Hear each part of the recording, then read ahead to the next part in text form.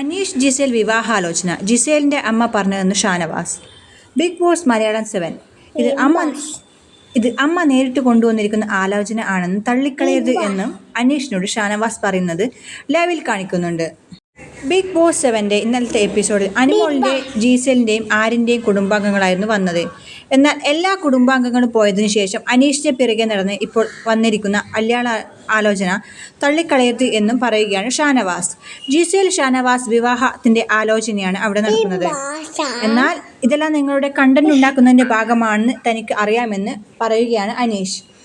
ഇത് അമ്മ നേരിട്ട് കൊണ്ടുവന്നിരിക്കുന്ന ആലോചന ആണെന്നും തള്ളിക്കളയരുത് എന്നും അനീഷിനോട് ഷാനവാസ് പറയുന്നത് ലൈവിൽ കാണിക്കുന്നുണ്ട്.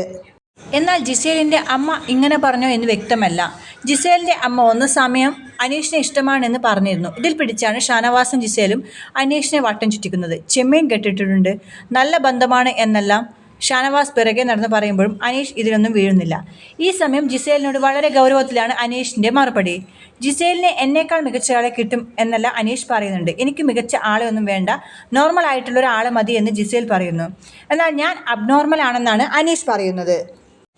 നിന്റെ വിവാഹത്തിൽ വന്ന് എനിക്ക് ബിരിയാണി കഴിക്കുമെന്ന് ഷാനവാസ് പറയുമ്പോൾ നിനക്ക് എത്ര വേണമെങ്കിലും വാങ്ങിത്തരാം, വായിൽ വെള്ളം വറ്റുന്നവരെ നീ ഇവിടെ നിന്ന് എന്ന് പറഞ്ഞുകൊണ്ടിരിക്കുക എന്നെല്ലാമാണ് അനീഷ് പറയുന്നത്.